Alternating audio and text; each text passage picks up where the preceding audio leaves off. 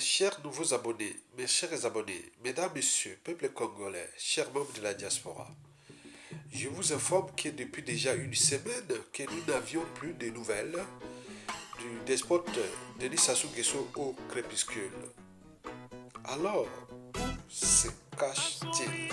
C'est tout le questionnement. Par ailleurs, ce qui semble vérifié par plusieurs sources, c'est que le despote Denis Sassou Nguesso au crépuscule serait revenu au bercail par la petite porte. Sont ses habituels rituels médiatiques où il faisait venir à l'aéroport international de Maya à Brazzaville les dignitaires, courtisans et valets locaux pour l'accueillir. Là, rien du tout. Alors, qu'est-ce qui se passe? On n'a aucune image du despote revenant de Saint-Pétersbourg en Russie où il venait de participer au sommet Russie-Afrique qui s'est tenu du 27 au 28 juillet dernier. Bizarre. Aucune image n'a circulé sur Télé Foufou ou Télé Sassou, appelé Télé Congo. Par conséquent, au regard de sa mégalomanie, on peut penser qu'il se passe ou qu'il s'est passé quelque chose, ou plutôt que les choses risquent de tourner très mal pour les despotes. C'est-à-dire, le despote risque d'être emporté par le contexte déjà France-Afrique et géopolitique à l'échelle continentale. Denis Sassou Nguesso risque d'être dégagé. Affaire à suivre. Toutefois, pourquoi le despote Denis Sassou Nguesso prévoit-il désormais de démissionner, soit en fin 2023, à défaut en 2024? Vous y croyez? Mort de rire. Moi, certainement pas. Cependant, la source dont je dispose m'informe que le despote serait sur le point de démissionner. Explication. Le despote Denis Sassou Nguesso est rentré de la Russie avec la conviction qu'il est mieux de quitter les choses avant qu'elles ne vous quittent. C'est à Saint-Pétersbourg, en Russie, qu'il a pris la déchéance par un putsch de son meilleur ami, dictateur nigérien Mohamed Bazoum. Denis Sassou Nguesso a vu de ses propres yeux comment Vladimir Poutine s'est clairement aligné avec les jeunes présidents maliens et burkinabés.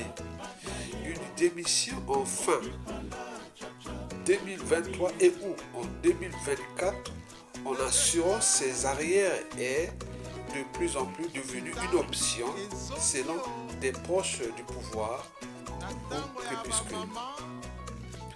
On apprend que dans l'avion qui le ramenait de la Russie où il a pris part au sommet Russie-Afrique du 27 au 28 juillet 2023, le despote Denis Sassou Nguesso aurait évoqué avec sa délégation familiale son intention de passer la main en 2024 au lieu de 2026.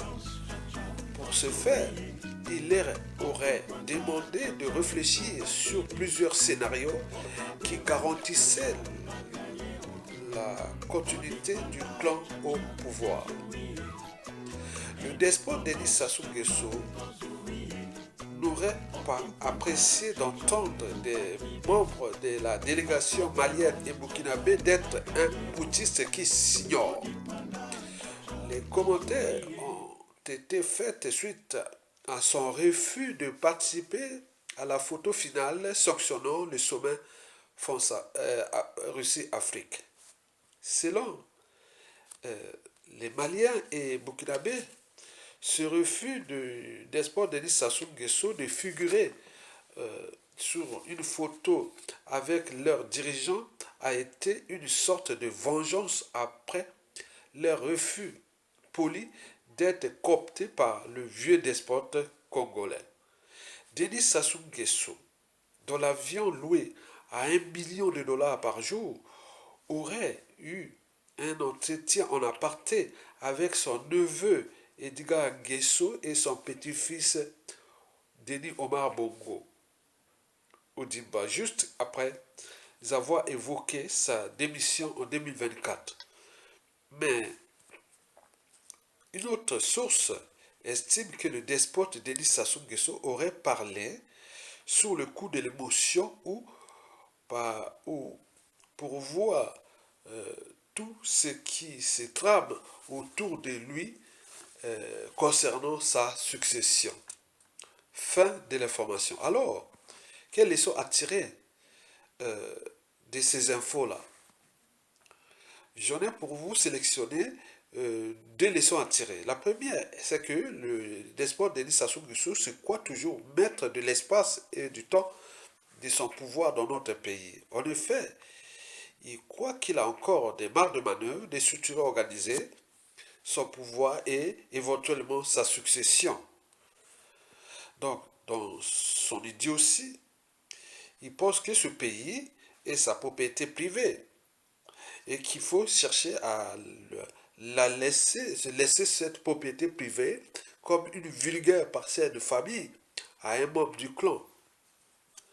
Mesdames et messieurs, peuple congolais, chers membres de la diaspora, la deuxième leçon à tirer, c'est que malgré son idiotie, oui, Sassou est bien conscient du contexte géopolitique à l'échelle continentale et surtout à l'échelle de notre pays et au regard de ces tensions avec la République démocratique du Congo et de tout ce contexte, il sait bien que il y a des nuages dans le ciel. Il sait bien qu'il y a des éclairs. Il sait bien que le pouvoir tombe et autres. Donc il est bien conscient que ces jours sont comptés. Et c'est à nous, peuple congolais, individuellement et collectivement, du nord au sud, de l'est à l'ouest, et dans la diaspora, tant au niveau civil, politique et militaire, de continuer à mettre des pressions et trouver l'opportunité de le dégager. Parce qu'un dictateur n'a pas de concurrent à sa taille tant que le peuple ne relève pas le défi. Le défi peut être civil, la rue, et ou militaire. Il n'y a pas de coup d'État, de bons et de mauvais coups d'État. Nous avions eu le coup d'État de Sassou, qui n'a jamais subi des pressions comme subissent les pressions, comme les présidents du Mali, de transition du Mali, du Burkina Faso, aujourd'hui du Niger, subissent les pressions force Afrique, alors que Sassou est arrivé à travers un coup d'État qui avait massacré autant d'humains, et on avait laissé 5 ans de transition flexible, et depuis il avait cessé de, de, de changement de constitution sans fin et de hold-up électoraux sans fin. Donc, c'est à nous, peuple congolais, de prendre notre responsabilité. Le temps de les dégager est venu. Et nous avions maintenant le contexte qui est déjà favorable. La géopolitique est favorable. Qu'est-ce qui nous manque? Il nous manque que ces vaillants congolais, civils ou militaires, nous prendre le taureau par la corde et les déposer. Et pour que les Congolais soient enfin libres, dignes et heureux dans leur propre pays. Et vous avez tout compris. À bientôt.